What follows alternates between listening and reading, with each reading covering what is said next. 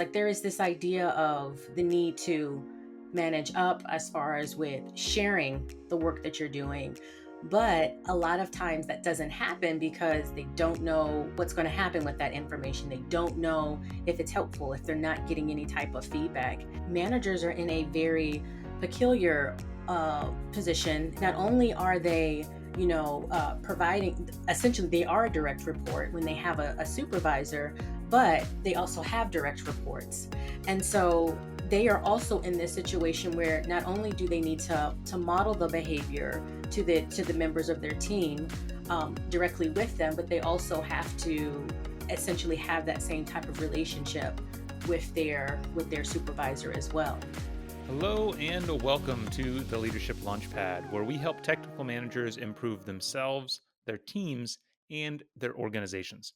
On this show, I talk with industry leaders, coaches, authors, and experts to give you actionable insights to help improve your own performance and the performance of those around you. Almost every company I have worked for has suffered from some form of communication breakdown between the various levels of leadership. Frontline workers are doing one thing, the C suite thinks something else is going on. I bet just about anyone who has worked in the corporate world can relate to this. That's why I was so excited to talk with our guest today, LaPora Lindsey. LaPora has a unique background, having worked with over 10 companies in a variety of industries. She is able to use these varied experiences as the foundation for her work. In 2022, she authored the book Bottom of the Food Chain, highlighting organizational dynamics and cementing her status as a professional development trailblazer. During this discussion, you can expect to learn some of the reasons why these breakdowns in communication get started, a framework that you can start using right now to heal some of those breakdowns, as well as why, if you are sitting in a company right now complaining about how upper management has no idea what's going on, chances are you need to look in the mirror. But before we get into the discussion, I do want to remind you to subscribe to this channel to make sure you never miss a future episode. And if you are already subscribed, then I would ask that you share the show with at least one other person. After all, that is how we grow. I can't tell you how much it means to me. So with that, let's get into the discussion with LaPora Lindsey. LaPora, welcome to the Leadership Launchpad. I'm so excited to have you here today. How are you doing? I'm doing good today. It is the end of the day for me, so I'm a little tired, but I'm here. I'm glad to be here. Yeah, end of the day. We're recording right before the 4th of July, so kiddos are all out on summer break. It's all, yeah, it can be sometimes. Yeah, it's craziness. The My son's downstairs playing the piano. I'm like, calm down a little bit. Oh, that's great. Well, if we hear anything, we'll know what it is. That's fantastic. Lapora, I'm excited to talk to you for a couple of different reasons. Um, First off, your specialty is something I think you're the first person I've heard kind of talk about the specialty that you have found that I have seen at so many companies, that's kind of a breakdown in communication in the hierarchy of companies. Is that right? Could you kind of explain kind of what your niche is, of what the problems are that you've seen in an organization, and what you try to fix there? Yes, absolutely. So one of the things that I've noticed is that there tends to be a disconnect between individuals who are in leadership roles and the operational level employees, where the leadership is being left out of these really vital conversations Yeah. of getting intel as far as when employees are unhappy or reasons why they would stay and all these different things. And so I really like to go in and provide insights on how to build that connection and how to build that trust. And so that way those lines of communication can kind of reestablish themselves in an effective way.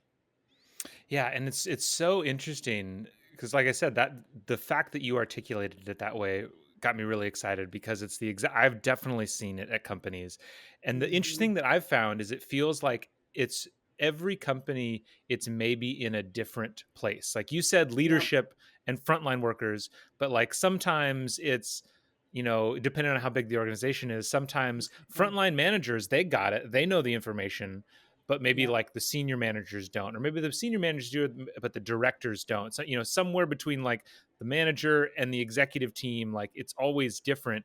And you've seen the other great thing that made me so excited is this isn't just kind of anecdotal for you. You've worked at over 10 companies now because you've moved around so much and Yeah. seen this. What are some of the different flavors that you've seen of how those breakdowns manifest themselves? Oh, so it manifests themselves in different ways, right? And I think that you mentioned it, Matt, when you mentioned as far as like the different variations. That was the commonality that I've seen in working at over 10 different companies within the past 15 years, is that it looks, when you're back up a little bit from it and you're looking at it full scope, it looks the same. If there are challenges, if there are issues, but when you zoom in a little bit closer, you start to see um, different specifics. And I'm talking about working in higher education, working in media, working in corporate, working in contracting, working in government, like all of these different things. But I would say that primary scope is that there isn't trust. And the reason why there isn't Hmm. trust typically is because there is a lack of transparency.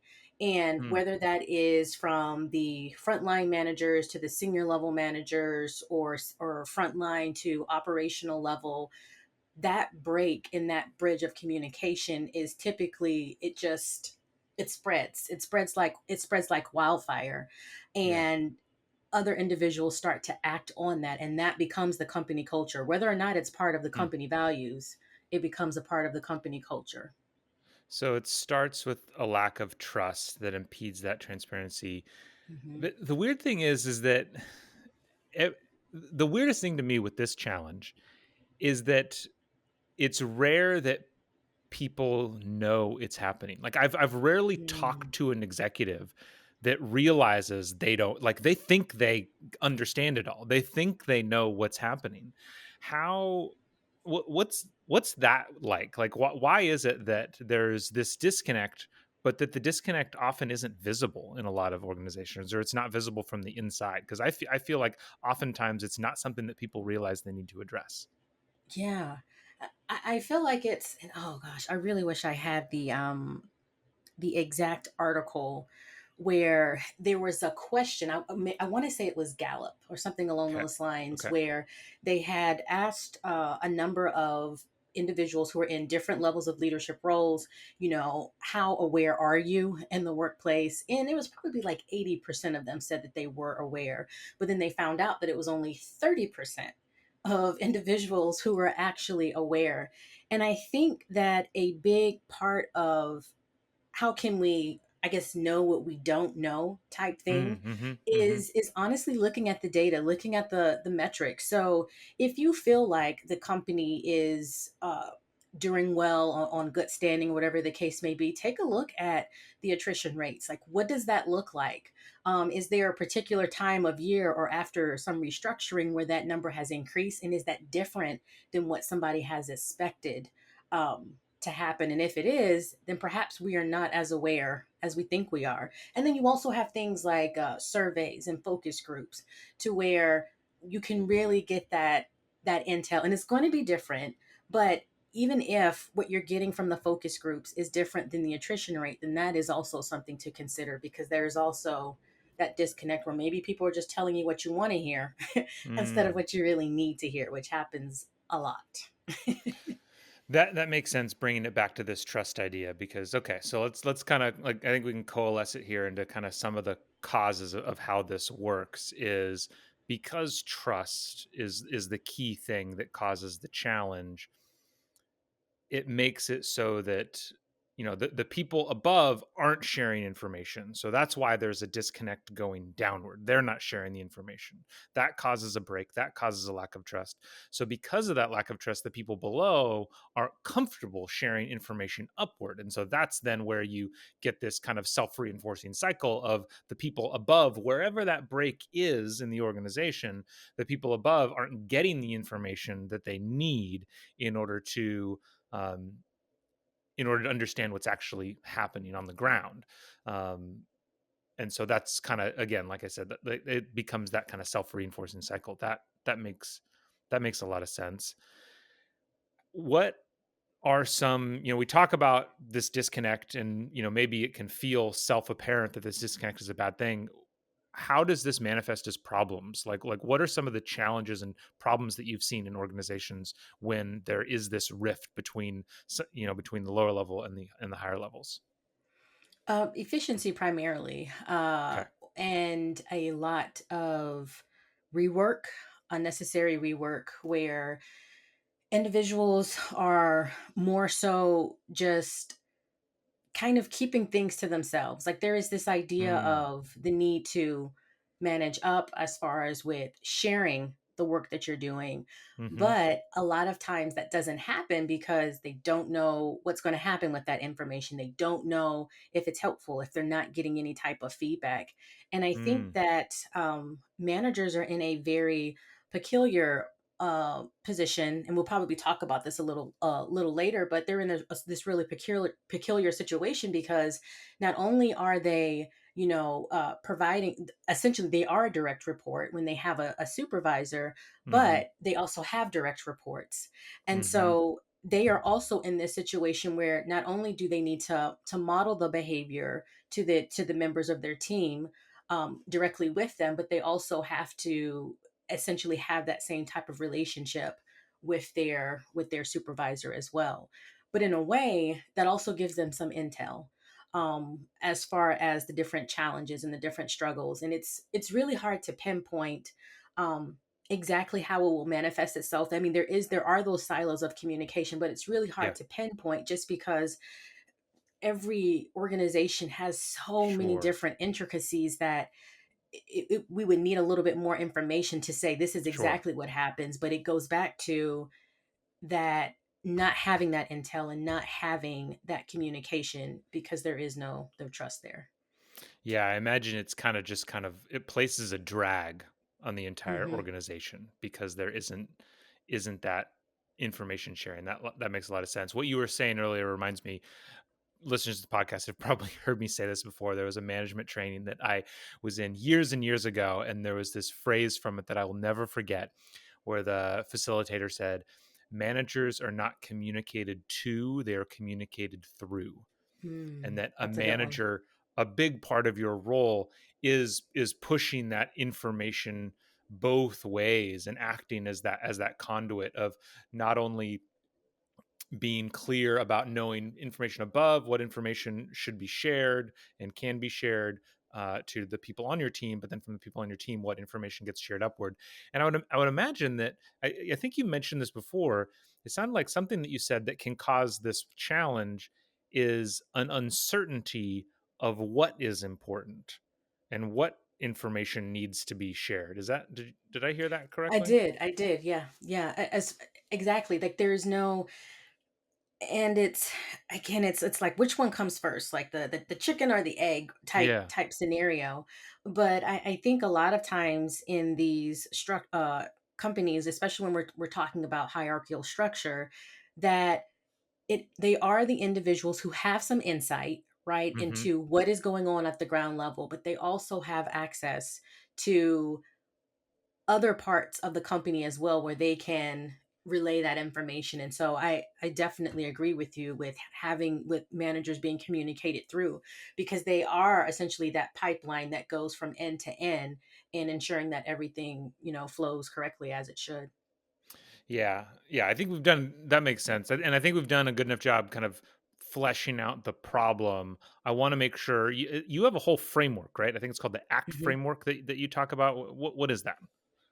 So the ACT framework, the reason why I really like using this, I use it typically in one of my workshops called Awkward or Authentic. But the reason why I like using it is because for me personally, I feel that anyone in the organization is able to make an impact. And so specifically with this ACT model, whether you are frontline managers or senior level managers or operational level, this is something that is applicable.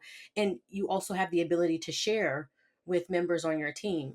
So the A stands for awareness. And for awareness, we're talking about being aware of yourself, being aware of the person or persons that you are communicating with, and also understanding that we have influences outside of work that Mm. influence how we work. Hmm. And that's not necessarily anything that you have to take action on. It's just more so of knowing that that exists.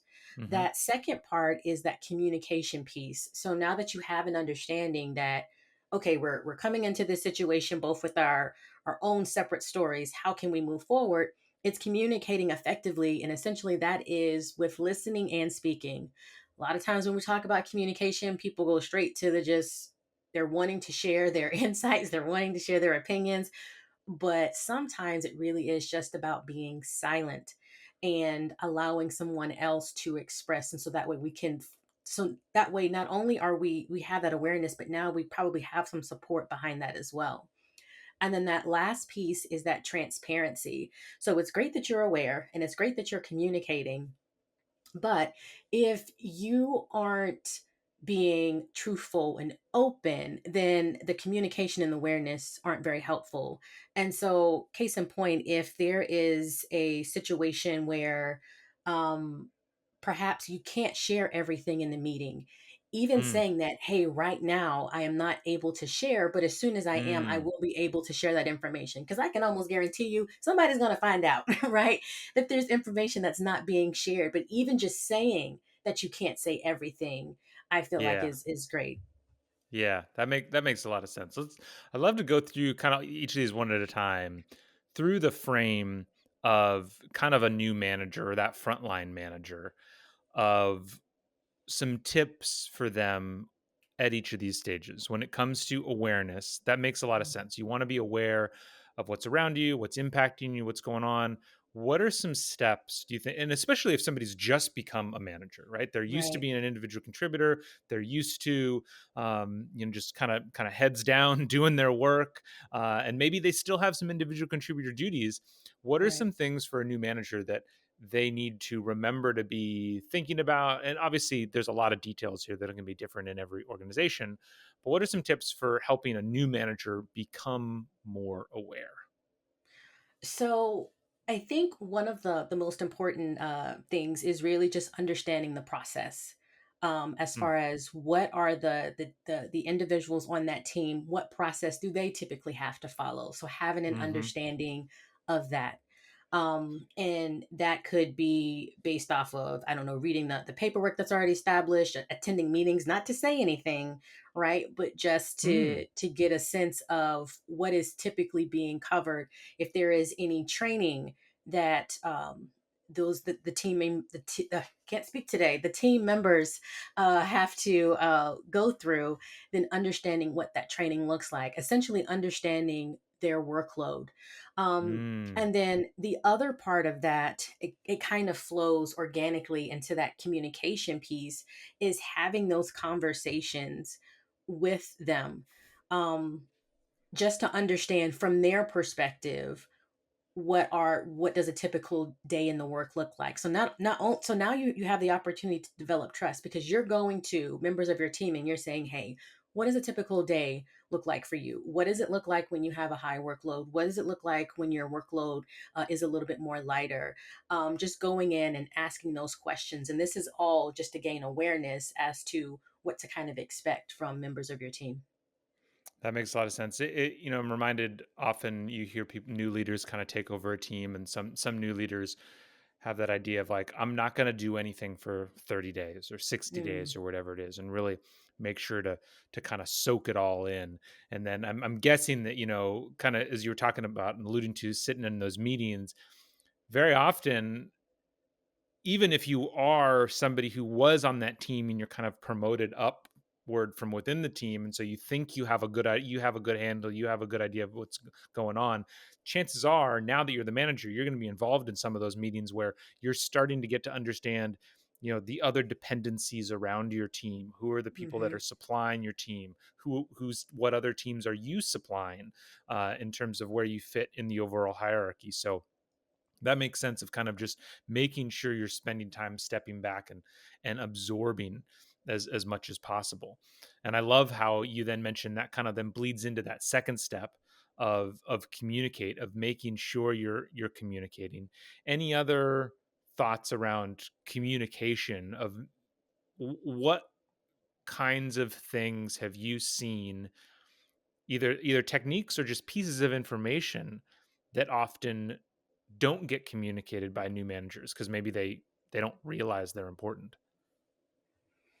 Um, I feel like when new managers come on board, and this is whether the position is new or perhaps it's a backfill of another position, but they're new to that role, just really communicating what those expectations are.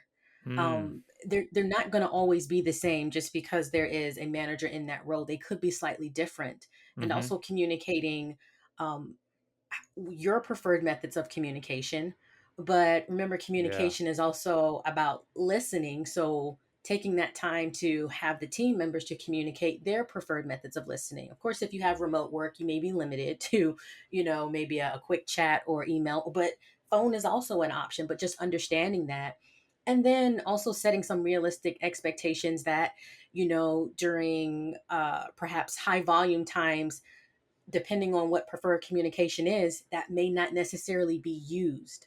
Um, the other part of that is a lot of times we hear this, and I posted this the other day on LinkedIn. A lot of times we hear the saying of, yes, if you need me, I'm always available.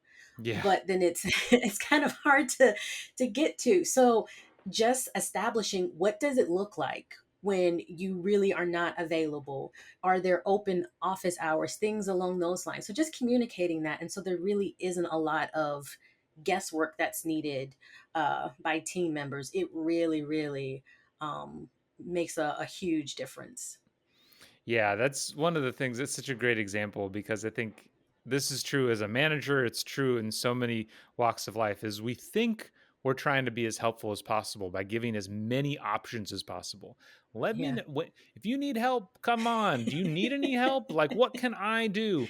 But really, all we're doing when we say that is we're putting all the onus on the other person of like, okay, Yeah. you go figure out when you think something's important enough to come to me, rather than me as the manager spending the time being like, if this happens, I want you to make sure to come and talk to me, or I am available between this time and this time.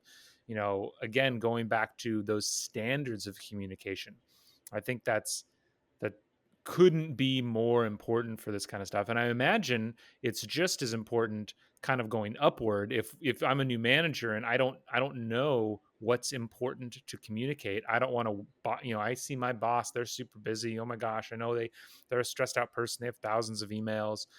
I know for myself, I would probably kind of sit on stuff because I know that about myself. I Hmm. have a tendency to sit on information for a while because I don't want to bother other people, or I Yeah. want to like reserve it for the right moment. I'm the And same way. yeah, yeah, and sometimes that works great, Yeah. but other times, yeah, I'll go on a side tangent. I remember very clearly. I was when I learned this about myself. I was at squadron officer school, where you do a lot of team exercises where this interaction, we were doing a thing where we were doing like a scavenger hunt, and we're in a line, right? So we're running down the road in a line where the last person in line is the one that kind of like has the map or has the directions of where to go, and you have Hmm. to like yell up to the front of what direction to go. And I knew 500 yards up we were turning left, and I'm just not saying anything because it's 500 yards away. Like we're just trucking down this road. Like nobody needs to know that we're gonna turn. It's no big deal, and we're going. And the person in front starts freaking out. They're like, "Are we turning? What are we doing? Where are we going?" And and afterward, we had a whole debrief, and that's where I learned that it was just like my communication style of like. I don't want to over communicate because it's like you get the information when you need the information, everything will be fine. But that requires a trusting relationship and a relationship Right. that builds up. And so, yeah, long story short, it all comes back to trust. And you have to talk about that and actually set up those norms of communication. Yeah. 100%. Transparency. I would imagine that can be tricky for managers, especially new managers, because like you mentioned earlier, there's some information that you can share, there's some information that you can't share. Yeah, you kind of mentioned it before, but I don't know. Again, for new managers, what guidelines should they be? Are there any guidelines they should be thinking about how transparent to be, or is that pretty specific to the organization and the situation? Um, yeah, I mean, definitely specific to the organization and then the person as well, as far as preference, honestly. Sure, Um, so I'll use this as an example. This isn't necessarily a new manager, but I think that it kind of honestly it breaks down all of the different elements of ACT. So there was a company that I was working for now maybe 10 years ago or so, and there was a lot of conflict going on within the department. And we had like a big departmental meeting, and the department head was like, "Hey, so I understand that we have some challenges going on between uh it was I don't even want to say who it was on that part, but it was just sure, just two sure. different groups, right? Yeah, That was going on. yeah. And I know that we have some solutions. But this is what the supervisor was saying, but I don't have the solution. And I Mm, feel like because you all are in the midst of it and you're dealing with it, I believe that there is someone here that has a little bit more intel than me who can perhaps provide me with what you think is a potential solution. hmm, And that kind of walks through the entire scope of the awareness, the communication piece, and the transparency piece. And I ended up saying something because I'm like, I know all these conversations are going on, so I'm gonna share. And long story short, it ended up being where essentially she empowered us as those team members to create our own committee, to create mm, essentially a different outlet for when people have those complaints that maybe they're afraid to take to the supervisor. It kind of uh, went through colleagues, mm, trusted colleagues, on an anonymous format way, and we mm. took it all the way up. And so that's just kind of an example of how transparency works. So it's very individualized as far Sure. as to what detail, but at the same time, it's you don't have to be completely vulnerable to lead with vulnerability. It's Hmm. just demonstrating some of it, as far as those areas that you need help, but also realizing that I know the solution. I know there is a solution, but I may not necessarily be the person who can provide that solution. Yeah, and that's a really, I'm sure for new managers, for all managers, all leaders, that's a really big realization to have, because I think as a society, very often the idea of what a leader is the Hmm. person with the answers. Yeah. And I think that's one of the biggest myths to dispel about leadership, is that it's not about having the answers. It's about being good at finding the answers, Yeah. right? And finding the people that have the answers. I'm actually, as you're just talking there, I remembered this, or I'm in the middle of listening to an interview with Ivanka Trump. And politics Mhm. aside, I don't know, everybody's got different politics, but it's a very interesting conversation to listen to.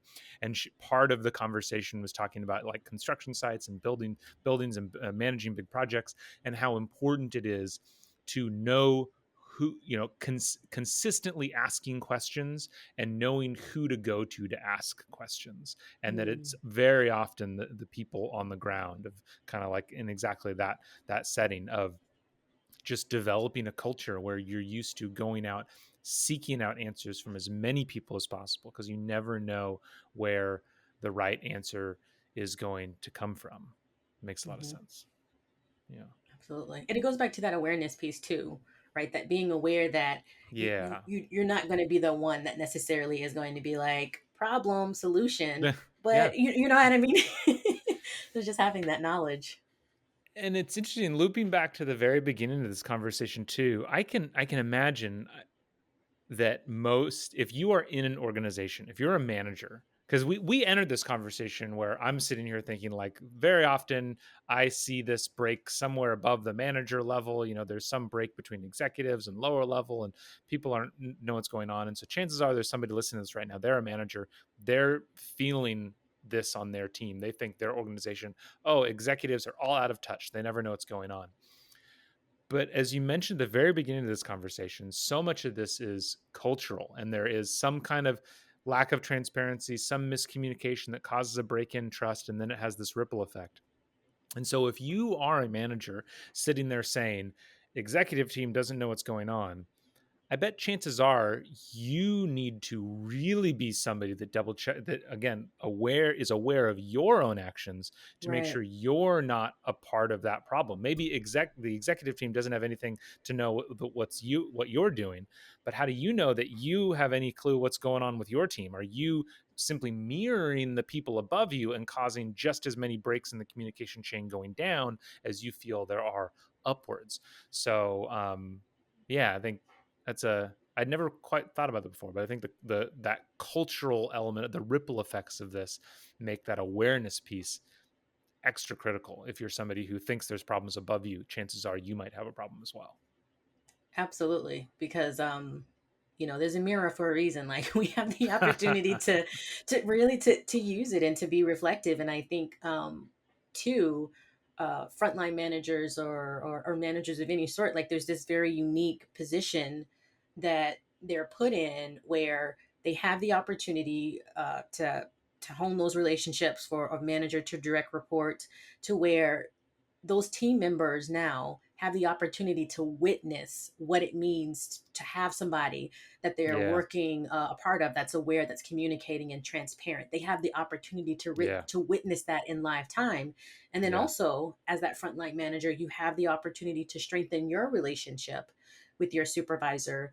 And in doing so, perhaps also get a little bit of intel when you are hesitant to share something with your supervisor, keeping that in mind that, well, if I'm hesitant to share, or if I'm feeling like, as you said, Matt, that my supervisor is missing the mark, there's also the chance that, the individuals on my team could also feel like I'm missing the mark. And yep, so going back to what would I want, and not necessarily doing that for the team, but just maybe using that as as a platform to do a little bit more delving, do a little bit more check-ins that aren't formal, yep, just to kind of get down to the basis of it. yep. That totally makes sense. Well, I think that went really full circle. So I think that's a good place to end. Any other final thoughts, or where can people, if people want to get in touch with you, where should they go? So they're welcome to my website, which is laporalindsey.com. And Excellent. I'm also Lapora Lindsey on LinkedIn and Facebook. So they can reach out to me there and I'll be happy to hold a conversation. Excellent. Well, thank you for this conversation. I thought it was really great. I love talking about this topic because I think it is a major one in a lot of organizations. So thank you so much for being here, Lapora, and have a great 4th of July. All right. Thank you so much, Matt. You too. Thank you so much for listening to today's show. If you are looking for help turning your organization's great engineers into great managers, me and my team at Better Everyday Studios would love to help. We deliver targeted and interactive training workshops that are designed to help build the 3 fundamental skills of any new manager: building trust, giving feedback, and setting goals. Reach out to me through Matt at bettereverydaystudios.com so we can start making your organization better every day.